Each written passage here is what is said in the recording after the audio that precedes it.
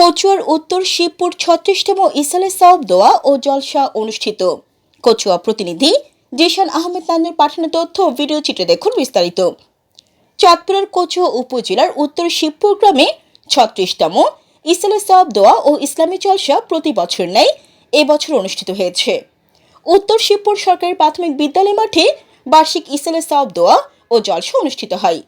এতে পীরে কামিল আল্লামা শফি আহমেদ সিদ্দিকী পীর সাহেব জৈনপুরের সভাপতিত্বে ও হযরত মাওলানা মিজানুর রহমানের পরিচালনায় প্রধান মেহমান হিসেবে উপস্থিত ছিলেন হযরত মাওলানা ফায়ানুর রব সিদ্দিকী, হযরত মাওলানা মসজিদুনা শারিম ওমর সিদ্দিকী জৈনপুরী। প্রধান বক্তা বিশিষ্ট ইসলামী চিন্তাবিদ মুফাসসিরে কোরআন সুমধুর কণ্ঠস্বরকারী আব্দুল কাশিম সরকার। বিশেষ বক্তা হিসেবে উপস্থিত ছিলেন আলহাজ হযরত মাওলানা নুরুজ্জামান। প্রধান অতিথি হিসেবে উপস্থিত ছিলেন পরিচালক বিআরবি কেবলস ইন্ডাস্ট্রি লিমিটেডের ব্যবস্থাপনা পরিচালক মোহাম্মদ রফিকুল ইসলাম রনি।